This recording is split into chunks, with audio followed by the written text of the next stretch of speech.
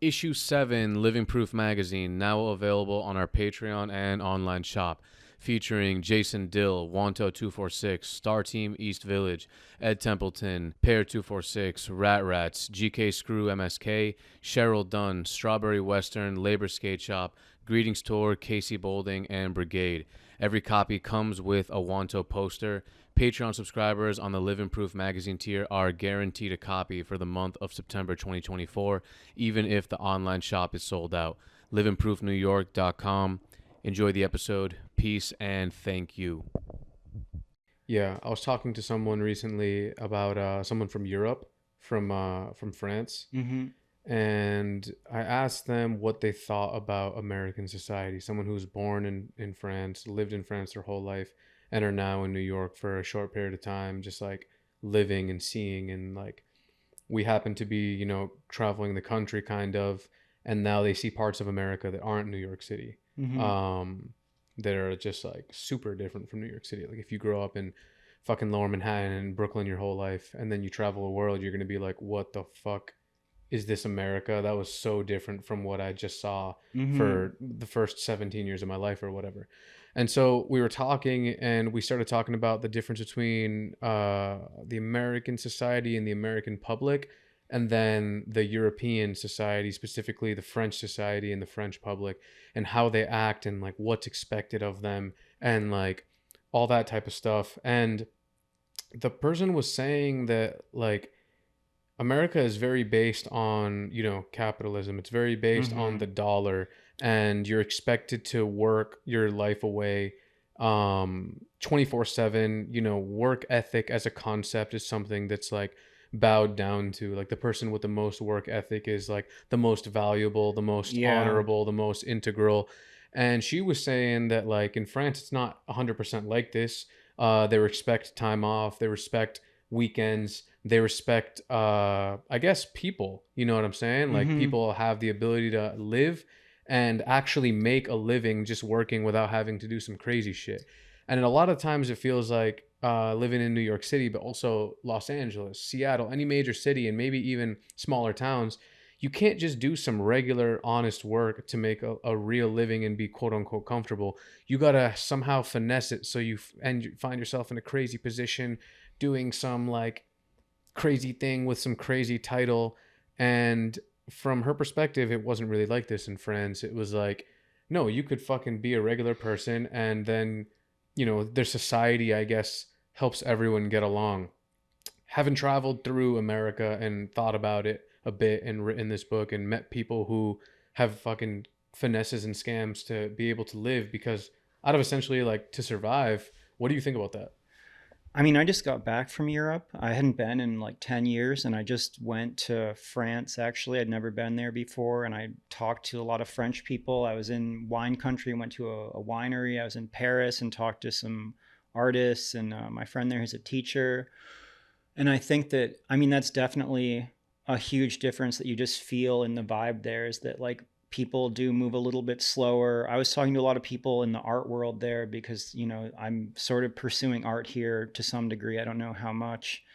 And I was like, I hear the government gives you grant money out here to do art. Like you can just kind of, they were saying, if you work in theater, if you're a painter of backdrops in theater, you paint for 6 months out of the year and then you get fired. And then the government just gives you like 2,000 euros a month for the rest of the year to do nothing.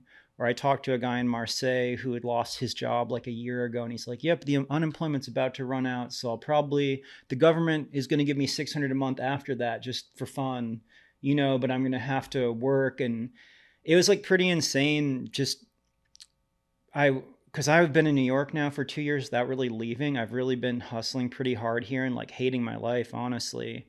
I mean, not all of it, but it's gotten so expensive here. It's difficult to live. It's hard to. And talking to these people, I landed in Europe and I was like, so, what? You guys hate your life. The future is shitty, right? And they're like, what are you talking about, man? Like, the future is pretty cool. Like, my life's nice. Like, I do art. And I was like, when you do art, do you have to like sell the art? And they're like, no, it's not about selling the art. It's about making a exhibition of this idea. And I was just like, yeah, it just feels very, it's different from here. I mean, I think I have friends that live in like smaller towns in the Midwest that have managed to find decent work, you know, in some sort of industry like shipping or something. And I think if you don't have too big a dreams, if you just want to like have kind of a shitty house and you know, you can work for the railroad. It's getting worse and worse doing that. Like they're deunionizing and using logistics or whatever to make you work harder and longer at like all hours of the day, or I don't know. Um, but yeah, I came back here and was just like, I don't want to be in the US any, you know, but at the same time, I was there for 2 weeks, which isn't even that long. And I'm sort of seeing someone who wants to move to Europe. She's like, oh, we could move to Brussels and get unemployment or, you know, just live like an easy life. Europe also doesn't seem real to me because I've been in the US for so long in this sort of casino lifestyle. Like New York in particular is like a casino. You see the glitz and glamour and all the bright lights, and everyone's got money, and you think you can get a piece of it. But it's just like a casino where all those bright lights are just a lie. And like, actually, you're going to come in and you're going to leave with your pockets empty. But I've been in the US so long, I'm just used to this kind of dog eat dog lifestyle that I don't know where I belong at. I've never felt like I belonged in the US that much, but maybe no one does. And then going to Europe, I was like, this is a better life over here. It is more relaxed. They respect people, but it also, the combination of it's a lot slower, and they like are so influenced by American culture there. Like, especially Berlin and Paris, like, you know, it felt kind of not like a tourist trap or something, but it was like, this is shitty how much America has everyone speaks English, you know, and like, yeah, it's they're inundated with our culture and our politics to a level where it's like, this almost seems like I'd be living in like a Disneyland, you know. Oh, I have so many thoughts about it, but it's hard to explain. I wonder how the government over there even can afford and organize themselves to give all of their citizens that fucking help and support. How does that even happen? Like, is our country just crazy mismanaged to an insane degree? Because a lot of the biggest companies in the world, like the ones that span like billions of dollars, they're based in America. I mean, a lot of it's just taxation rates. Like I talked to people in Berlin, and they were saying, you know, if you live in Berlin and you make 1,400 euros a month, it's not very much. So the government will kick in a little bit on your rent and give you discounts here and there. And if you make 4,000 euros a month, that's too much, and they're going to tax you at 60% and bring you back down to like 1,800 euro. You know, like it's sort of socialism. It's like socialism light, and I think depending what you want out of life. Like I think Ronald Reagan in the 1980s said he wanted America to be a place where a person could get rich, you know, and that comes at the cost of everyone else living in a meritocracy, which means that like if you're the best and smartest and willing to like stab people in the back in your little area, you can climb to the top, but the people that you left behind are continually living in shittier and shittier conditions. You know, it's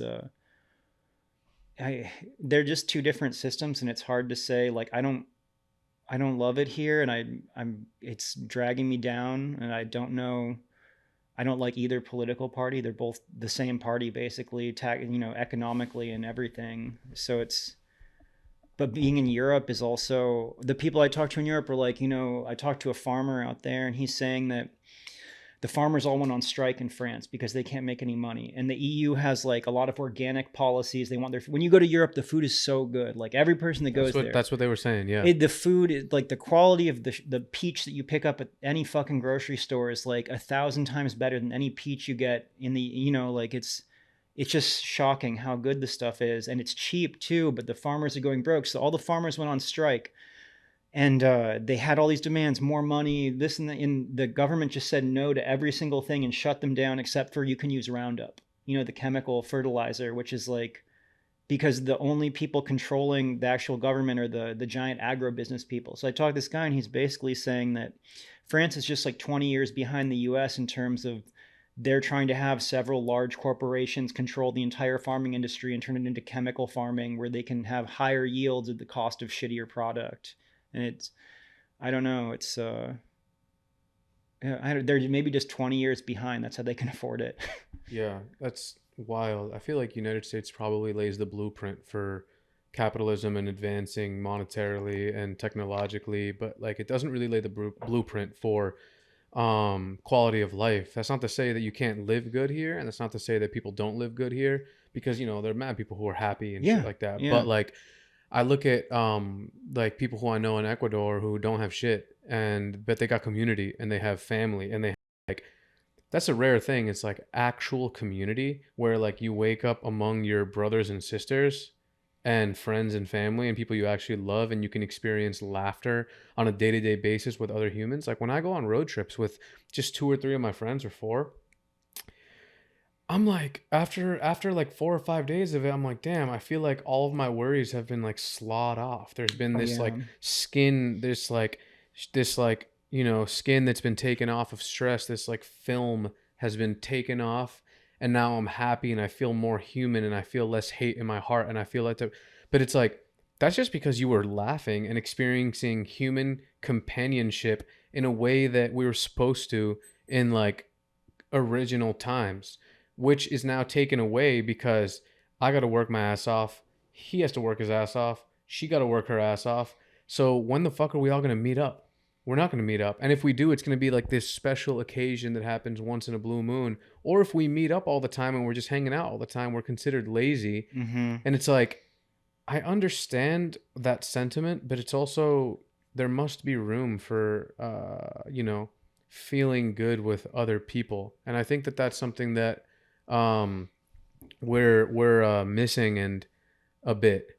And I was reading. I have some notes here on your book, and so you're riding freight throughout the United States. You run into a bunch of people. There's a few things that you wrote about how like graffiti is a crime against private property, which is the foundation of our nation, of Mm-hmm. America. Yeah. Um, as well as like USA, the immortal rapist. What did you? It was like there was like a symbol for US and A, like something Under Satanism. Satan's authority. Yeah, under Satan's authority, and it's like America pictured as like this thing, and um, as well as like travel and this like I wrote it under jobs, but that was just for me to Mm-hmm. understand it, like not exactly working a job way of life where you can have the time to ponder and read and fucking chill and not just like wake up and run. You pretty much like a lot of people in America are they're waking up and metaphorically running full Mm-hmm. speed until they get home. Do you have like I guess a not positive outlook on America, or what do you think? Oh man, I mean that's a lot of questions and a lot of. I mean, it's. I think there are people that have some community here. You live in New York, you know. I live in New York, which is like the worst of the worst, you know. I think people in LA when I visit there have a little bit more chill lifestyle, but then it's coupled with the fact that America is a very atomized place where everyone lives in their own individual houses far away from each other, and especially in LA you have to drive 30 minutes to go see someone, and it kind of takes up your whole day. Um, I don't I have to like America because I'm from here. I think like the immortal rapist under Satan's authority, those are things that I've like read written in bathroom stalls and stuff, and I think the sentiment for me is like America is the CIA is evil. We go to other countries and like have coups that we sponsor a genocide in Honduras or fucking give Israel money to just slaughter people in Palestine and everyone just turns a blind eye to it. Um, but I mean, I'm from here and I don't belong anywhere else. It's a very difficult position to be in. Like, and I love traveling here, and I have like weird visions of retiring to some small town in the Midwest where I can, make a little bit of money and talk. I lived in Minneapolis for a long time, and I feel like a lot of my friends that are still there obviously have to work and stuff, but it's a little bit cheaper.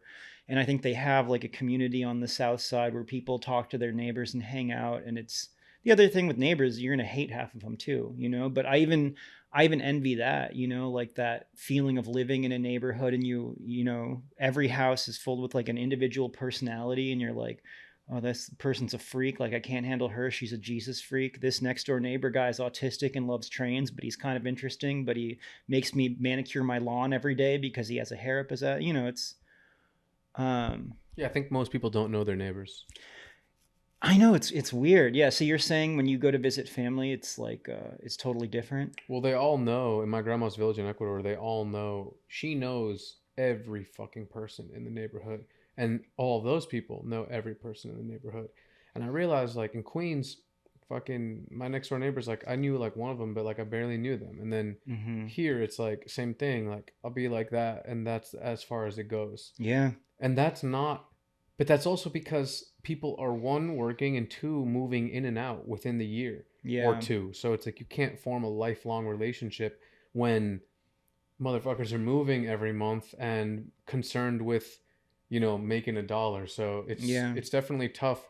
Another thing that the person from France I was talking to was saying is that a lot of my friends that I grew up with within the things that I was into, a lot of them got into serious drugs, like a straight up depressing amount of serious Mm-hmm. drugs, Yeah. a lot of alcohol. Like a lot of my friends were alcoholics by the time they were like 19, 18. Um, fucking jail, just Mm-hmm. depression. And she was saying that most people in France like don't know. It's not like her whole circle. It's not like they all had that happen to them. And even skateboarders or graffiti writers' whole circles over there, that doesn't happen to them. It's Yeah. just like a. And I'm like, that's really crazy because that just shifted my perception of reality. I thought that this was just what happens in life because it happened to everybody that I know. And then I'm like, yo, it's actually not what happens in life. Happened to you in your circle, but that doesn't mean that it's the whole world. Yeah, I don't know who can explain why we have such a huge drug problem here in the US. I mean, we do have a huge economy, so there's excess currency, and we do have a lot of miserable people because they're working too much or because they have shit opportunities. So drugs offer a not a hopeful alternative, but some alternative to just the idea of like, well, I can live in my shitty town and work at the UPS facility for $18 an hour and rent for the rest of my life and work 50 hours a week or whatever. Or I should think at UPS you maybe work less. I've heard it's a good place to work for, but it's and then once you get that little taste of drugs and it's so much better than whatever mediocre shit you're into, it's I don't know. And then we have the pressure of uh, other countries like not wanting to send drugs to us, but kind of like, it pays a lot to send a kilo of fentanyl across the ocean or 100 kilos to the US, and like they're thirsty for the shit because they hate their lives. Like, put a rock in the stream and water goes around both ways. You're not gonna be able to stop it. It's again, I've lost tons of friends to drugs. Like drugs have infiltrated, every scene in my life. A lot of friends to jail, whatever. And I don't, yeah, I guess it is sort of an American thing when you meet European people. Well, we also have a prison industrial complex here. You can't really escape. What is there no ethical consumption under capitalism? Like I have a friend that works for like a big transportation organization that has a good retirement plan, and the retirement plan, they have to invest your money so that you have more money when you retire. Well, the best investment for those people is private prisons. So even he's trying to be a good guy, live a good life, just work for public transit, but his money that he's putting in his retirement is going to fund like a bunch of people going to prison for basically no reason, half the just because they have cops patrolling shitty neighborhoods trying to pick people up for anything. So I mean, I don't know what that has to do, but somehow it's all connected. This dark cloud that seems to be over the United States that's keeping everyone, not everyone in misery, but I mean, the fact is, seven out of 10 people are medicated on prescription meds. I think about it all the time, like, um, because I see my friends and people around me, and I notice that like when something happens to some of these people, they like break down and they like can't like keep going or they can't take it. And like some of the people who I know who the shittiest things ever have happened to them is like my immediate direct family. Mm-hmm. But their reaction to that happening to them was like not depression, and well, even if it was depression, it wasn't like prolonged, lifelong, stifling depression, Mm-hmm. and it wasn't drugs, and it sure as hell wasn't complaining either. It was like they had this crazy, weird internal power to deal with what life throws at you and go forward because you have to. um and I find that that's the case for like a lot of immigrants because they come here with like crazy scenarios and they come here and face a lot of hardships. Shitty things happen, but they're able to push forward. And I took a class one time in college, and they kind of were inferring that this is because of the community background that they have back at home. Their ability, it's like a buffer. It's like a shield in like your ability to take on endless work hours. You see some of the people working 24/7 from South America who are like commuting 38 like 3 hours to go to the place, work there Mm-hmm. all day for pennies and then 3 hours back to live like 10 deep in a crib. And you see them like singing and happy a lot of the times I at work, know. and it's wild because you're like, dude, if I was in that fucking situation, I'd be fucking so angry and like breaking the law to get out of this situation. And that's the case for like a lot of people. So I think about that. The fact that it's like there's this thing that like when you eat meat, it can like cause like inflammation in your body. Mm-hmm. But if you eat meat with vegetables, already like off rip, the inflammation goes drastically down because that vegetable causes like a buffer. Mm-hmm. So you can get like the positives of all the proteins and vitamins of the meat, but then the buffer zone of the vegetables helps your body cope. And I think that's the same thing with community, like love and understanding, um, with people.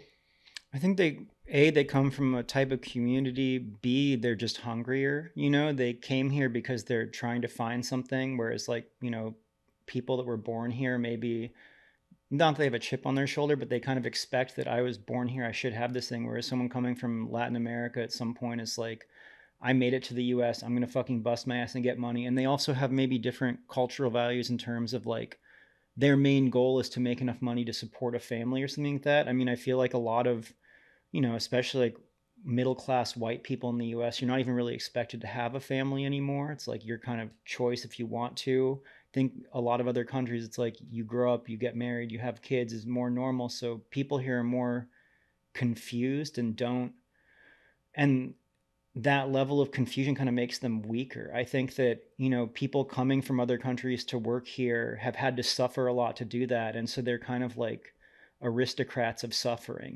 They've already been through this much shit and they're willing to work that much harder versus like, I went to college and I have a degree and I can't get a job. It's like, I mean, yeah, you could always go work 70 hours a week on the construction site.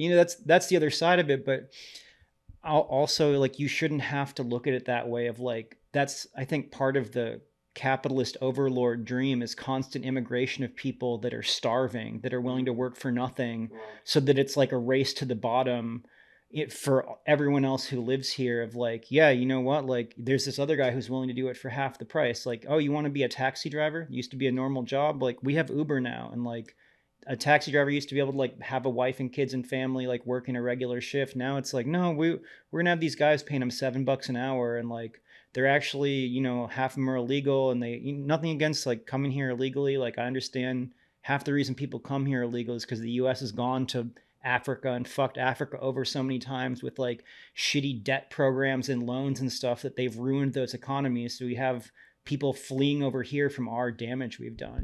Nothing against them, but it's it's just like the same as taxation rates. If you have states where people are taxed less than other states, that's where all the businesses are going to go to, and it's just a race to the bottom to be like, who can pay the lowest taxes? That's where we're going to send our company and fuck every. It's a crazy way to think. Yeah. I mean, it's just the end game of capitalism. Like, Yeah, it's yeah. only we're just headed towards like a new feudalism, and there's no one stopping it. The corporations are bigger than the country now at this point. They control both parties. Like, they contribute equally to both parties because they know that's the best way to gain control of the entire system. And I mean, and they're multinational at this point. Like, yeah, they want to control the US, but it's people are worried about one world government. That's not even though it's one world corporation you should really be worried about, because they don't, the rich people that live in the US, they want to keep it just good enough so that people have enough money to buy consumer goods. They can keep milking the cows for a little bit of currency. Yeah. And other than that, they don't care if you're starving to death or have no health care. It's better if you have no health care and there was that, I can't remember which investment company had like a slideshow where they were like, it's really not that good to cure diseases. It's better to treat them. We make more money in the long run treating things with medicine than actually curing them. So we need to think about that. Instead of coming up with cures, let's just come up with ways we can keep getting money out of it. It's like, that was like there's like a picture of it online. It's like, this is insane. It's it's like planned obsolescence, but with humans. It's like, I don't know, they just every step of the way are trying to figure out how to make things make more trash, make you sicker.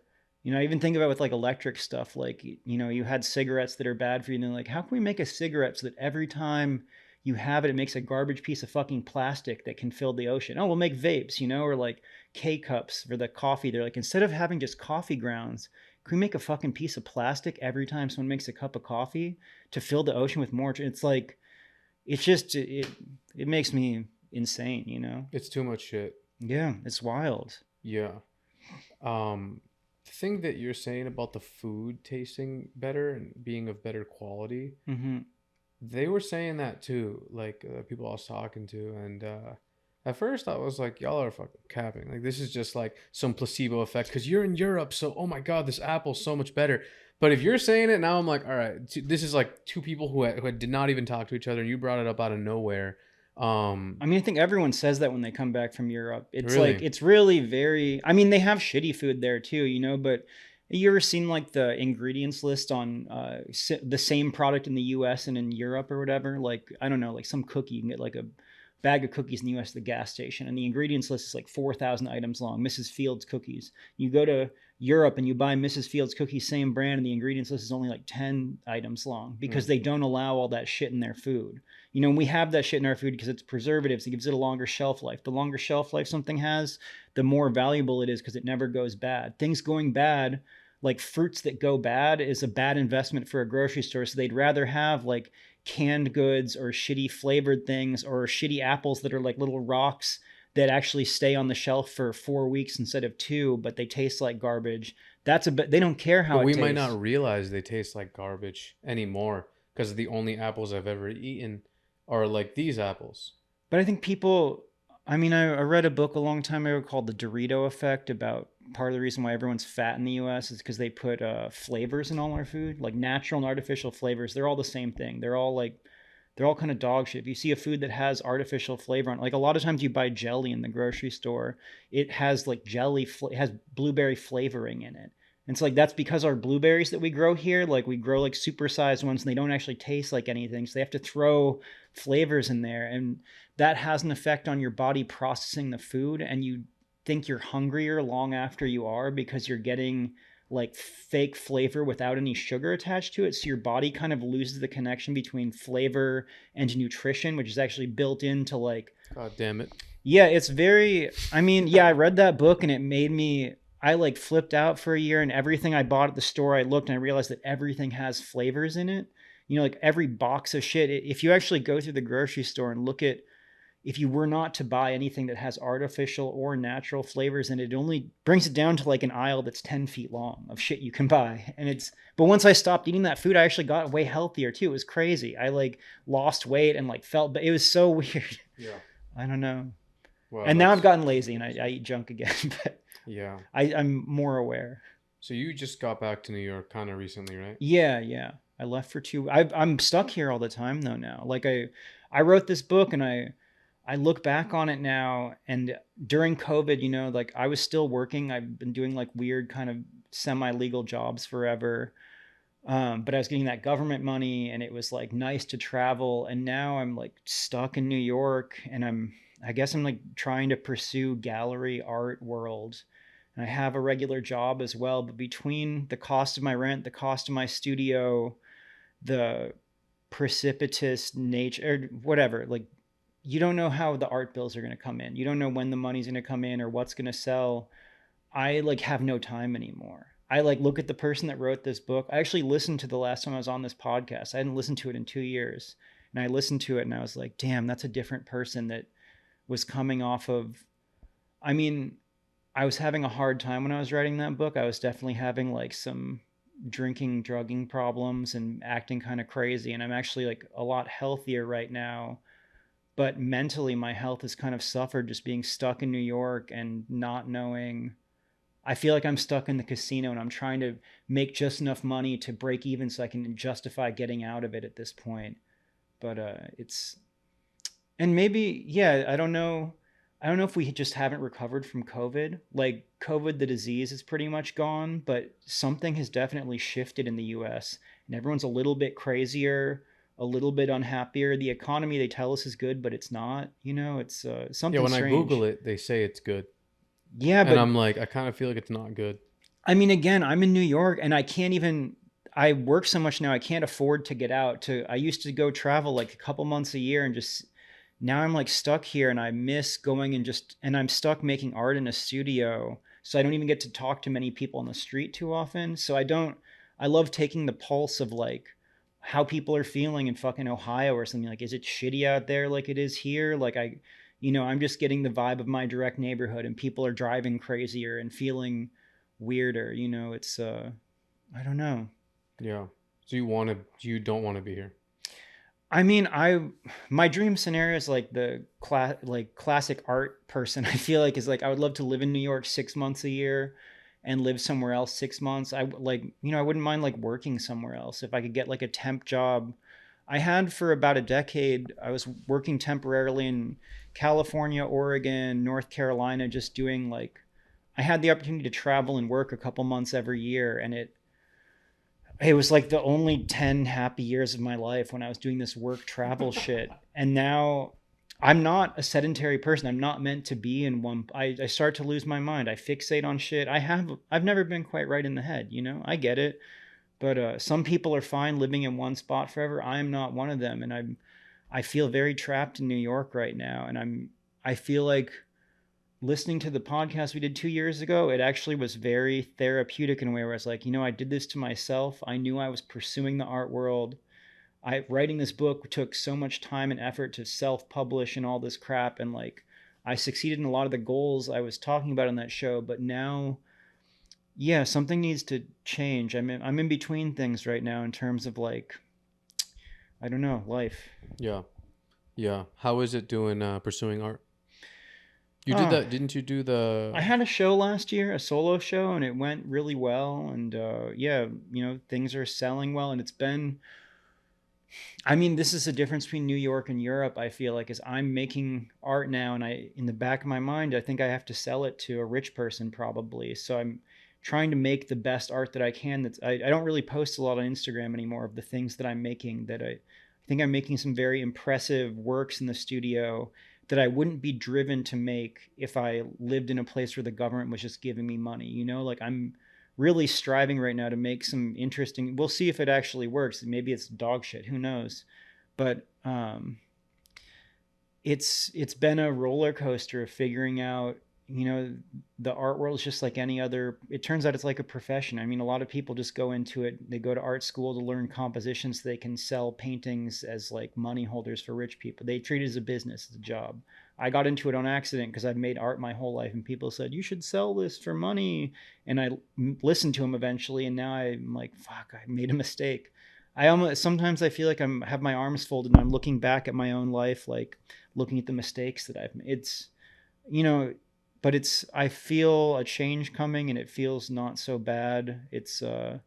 And when I take a step back and look at the things that I've made since even January this year, I got a new studio and I've been in this place and I have like walls covered in sort of like things that 3 years ago I couldn't have imagined making. They wouldn't have even been on the block or the idea board or whatever. And now I'm like, wow, look at this is kind of a cool. I don't know. It's been a fun process, anyways. In spite of the isolation of working in a studio, you work in an office. You have a boss, you hate him. You have coworkers, you hate him or like him. I'm the boss now, and I hate him. And I'm the coworkers, and they get annoying. And it's just me and podcasts and like I don't know. It's a weird world, but Yeah, and also doing it for a living changes what you're going to make and mm-hmm. changes how you think of what you're doing because they're now kind of must be success in order to continue living. And the question is for everybody, not just for someone making art or you, it's like, what would you really be doing if you didn't have to do this for money? Like, what would you really be doing this? No, God no. You know what I mean?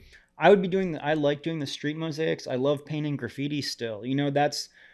I'm in this. I have a job still too. I'm working, and then I'm in the studio. I work like 6 days a week at this point, and the one of the biggest bummers to me is that like my graffiti practice and my mosaic practice. It's lame calling it practice, but like I wake up every day and I draw every single day. I draw mosaic shit, I draw graffiti shit. It's like a constant work in progress, but I'm so busy making things that might be for sale, or like doing like getting these books done. I'm doing so much business stuff. I have 5 free hours a week to paint graffiti, and that's not how good graffiti happens for me anyways. Like, I have to go paint 5 pieces, and then on the sixth one something comes together and like, oh, this is where I was like heading. I just don't have, I that's what I'm saying needs to change in my life. Is the I'm doing a lot of work that I like right now, but good art doesn't come out of the American go, wake up and go every morning. I feel like I wake up and I'm running every single day. When I went to Europe, my phone didn't work. My cell phone just didn't work. And I didn't get a single text from the US. I maybe got one. Someone got me like an iMessage or something. It felt so good. I didn't want to come back. I didn't want to come back at all. I was like, please God, don't make me go back to the US where I have, and I have friends here and I like my life here and I like people here. But it was like, it took 3 days to start breathing once I was in Europe, being like, wait, like, no one can get a hold of me. Like, no one can touch me right now. I don't have to go to the studio today. And my default here now in New York is every day, because of my rent, every day costs like $100 just in rent, or like almost that much. It puts you in this mind state of like, you can't relax even when you're like, no, like, I could go have fun today, but I could probably make some money if I go and do it's just a toxic way of thinking. And I know that's probably how maybe everyone in the U. I don't know. I don't know how the rest of the world is. Like, being a farmer has been hard since day one. So like those people, when I talked to this guy in France that works at a winery, I was like, you work in a winery in Ardèche, it's beautiful French countryside. And he's like, it's not so, I work every day and there's wild boars that come and eat my grapes and I have to go attack them. And like, it's no paradise out there either. So it might just be shitty being alive, turns out, but maybe not. I don't know. I just wonder how one can get to a state where you're fully at peace. I think about this all the time. Like, how do you get to a state where you're fully at peace with your life, with your scenario, like with the little thing you got going on, and it's not gonna like randomly switch on you the next day, and you're not a wage slave. And I feel like that is the ultimate luxury. And sometimes I think, yo, I mean, maybe it comes from within. Like all the ancients say, like all the like every fucking philosophy and philosopher says, like a lot of it comes from within. And I wonder, is that even true? And if so, like, can I arrive at that state right now? Because you're always like chasing the dragon. You're always wanting more. You're always like you get to where you thought you wanted to go, that you swore this would be the peaceful situation. Then you get there and you're like, wow, this is clearly not enough. And like, I'm not even kind of satisfied whatsoever. And I might have even been happier like 3 years ago when I didn't have any of this, Yeah. you know? I think it's all very subjective and you kind of have to change your lens to decide if you're going to be happy or not. But I don't think therapy or drugs will get you there. I think it's maybe a time thing. But, the happiest person that I know is this, by my studio, there's this recycling center. And I was walking by one day and there's this old toothless man. And he's like, you got to smile. And I was actually having a good day, but I have a resting sad face. I just look like scowling all the time. And I was like, oh man, I'm sorry. I'm having a good time. And I've ended up like, he's a janitor at this building. And I've talked to him a couple of times. And the last time I talked to him, he's like, hey man, what's up with that tattoo of yours? Do you kill someone? I was like, no, man, it's just like it's a tattoo of a flower. And he's like, oh yeah, I killed 260 Russians. And I was like, what? And he's like, yeah, man, I'm from Afghanistan. Like in 1980, Russia came and invaded us. And like, they gave me a gun, and then my cousin was standing next to me and they shot him. So I took the grenade launcher and they were coming out with a tank. So I blew up the tank. I killed over 200 Russians, and it took me 6 years to get a visa to the US. And yeah, man, now I'm just here and like life's great. And like, I see this guy's smiling every fucking day. He's just an old bald guy, missing teeth. He's a fucking janitor, and he's having the best life of anyone but like, I imagine he's probably got a lot of like demons inside from killing so many people. It's like, and maybe he's lying, but I don't think so. The Afghanis really fucked the Russia. They fucked him in the ass a bunch. When Russia invaded Afghanistan, I've read books about it. they would capture Russian soldiers and just rape the shit out of them. It was like a, I don't know. And yeah, I'm reading a book called Bloods. It's a history, oral history of the Vietnam War from a black perspective. Like the black soldiers that went Oh there, that wow. they leave the U.S. where it's racist. They get to the war and they deal with white soldiers being racist, and they also like kind of relate to the Vietnamese almost. Where they're like, but whatever. Reading some of the stories of shit that happened in Vietnam, like you get there and your first day you find one of your comrades skinned alive on the ground but left to rot and maggots eating him, and you have to, he's begging you to kill him because he's been there for 2 days, and you have to put an AK to his head and shoot your own friend in the head, and then you just start gang raping whole villages, and then you have to come back and live in the US for 40 years. And I'm like, I'm complaining because I'm like, my life's kind of hard, and oh, my bike got a flat tire. It's like it's so much perspective, and just, Yeah, yeah. does the happiness come from deep down inside? Is it just a time thing? They say as you get older, you get worse at remembering sad things. Mm. Like once you get past 40, your brain kind of lets go of a lot of sad memories. It's I'm hoping that happens. I don't even have that many. I'm not right in the head. That's all. I think like Miyamoto Musashi, I could be fucking this up, but I'm pretty sure he said that you can't reach enlightenment before you're 40 years old or some shit like that. Or like when he was 40 years old, he looked back on his life and like came to all his realizations, and had it come earlier, it would have just been a waste or something like that. Yeah. I mean, St. Augustine's Confessions the same way. He talks about how he was younger and fucking whores and being wild and regrets it all later. I mean, it could also just be your hormones drying up. Once you get past 40, you're not just like sex, sex, sex, Hormones are just like confusion Yeah, yeah. and like a crazy like hallucination happening in front of you. I kind of miss it. I mean, I'm getting older. Like, I'm definitely not as like. I remember being in my 20s and just like seeing like a hot girl walk by, and like it like was like stars in front of my face or something. And now I have some perspective, and like I can live with the Belle Biv DeVoe wisdom. Never trust a big butt and a smile. I'm like, okay, that's actually, don't get blinded by that sort of Yeah. to some degree. But Yeah. I don't know. It's crazy. Are you working on any other books? Not right. I mean, I said I'm too busy on the art shit, and the books only come. I feel like I write them when I have the necessity, and like I think of this. Been thinking New York as a big casino and America as a big casino, and I have like a minor fiction project in my head of like an imaginary sort of casino where everyone's gambling on everything. The U.S. legalizing sports gambling on your phone has been such an insane change for people. I don't know if they.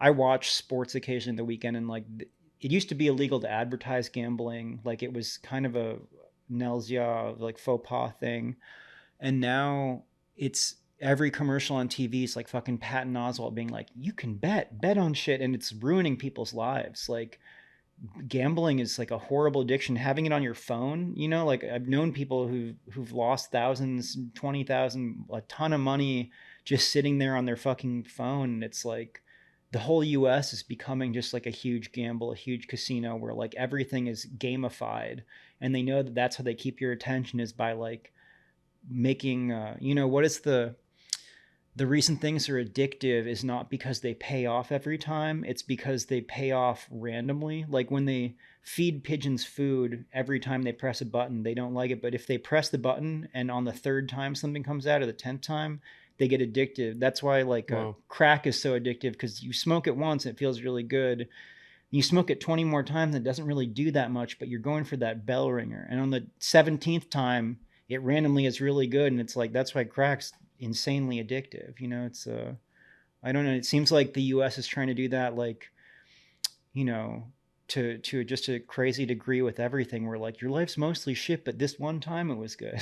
Yeah, and you'll just remember that one time and try to reach for it Yeah, in millions of in like times. every aspect, Every even aspect. I almost feel like even with entertainment, like the streaming services, I think they know they're putting out shitty product, and they're putting out like endless shitty product, and they're like, but one of these times you're going to get the Tiger King, you're going to get the Euphoria show that you all like, so you just keep streaming these and wasting your fucking life in front of these like awful screens. Like, I know hella people that work in television, and there's like 500 TV shows in production right now, and the writers are dog shit. It could be written by AI, and like there's just not enough budget to make any of the shows good. But they're like, we just want a lot, you know.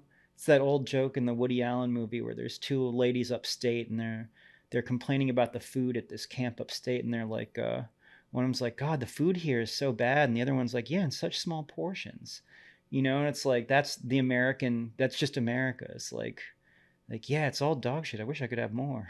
Yeah, yeah. I feel like there's definitely an attention span decrease because of the way that social media works and how things have changed. It's just like I myself can't even. It's like hard to watch a full YouTube video, Yeah. even if it's like straight up like entertaining. It's not about whether it's entertaining or not. It's about what's next, and it's about all the related videos, and it's about maybe I can browse my phone while I'm also browsing YouTube, but I'm also kind of like not really browsing my phone, and I kind of want to see what's next on Mm-hmm. the potential cool videos I could see next. And I think that long form content and practices in your life that can help you get back to this like primitive state are healthy because of how on the opposite end we are with everything that happens in our life, from the food to the work to lifestyle. I feel like things that bring you back to the primitive or bring you back to your own mind, whether that should be like painting or even just reading a fucking book for like an hour straight or even 30 minutes straight, because in the amount of shit I would have seen browsing Instagram in Mm-hmm. 30 minutes is too much shit. And Yeah, I'm going you to lose track remember, after like a minute and a half. yeah, and I'm going to remember pretty much none of it unless Yeah. it was like something crazy, versus like a book. I'm seeing this one thing and there's this like, you have to pay attention, you're learning things, and in a strange way that mimics uh like a more simple way of life, you know what I mean? I mean, hoping for some like back to the land, like we could just live simple. We're not the first people to think of this. The Yeah. hippies thought of it in the 60s and 70s. It doesn't make it any less true. But I was even thinking today, like a lot like 10, 15 years ago, I hiked the Appalachian Trail. You know that it's like goes from Maine to Georgia. I Mm-hmm. hiked like half of it. I'd never hiked before, never hiked since. I don't like hiking, you know. But I quit my job and went out there, and I went to West Virginia on Amtrak and hiked, and took 3 months to go from West Virginia to Georgia, you know?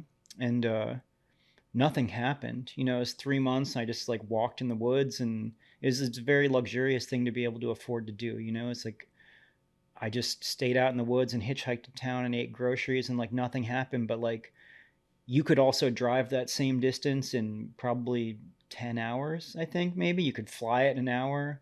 You know, you could take the train in 5 hours. And like depending on which form of transportation, you know, in that 3 months I got so much out of it that you can't explain, of just like moving very slowly. Like I can take the subway around the city and get to the Bronx in an hour. I can get and read a book, but I can also, you can go take the train to the Bronx and walk all the way down the island. It's going to take you 7 hours, but in that 7 hours of walking the entire length of Manhattan, your brain's going to do so much shit in like the pace that you take in the things around you.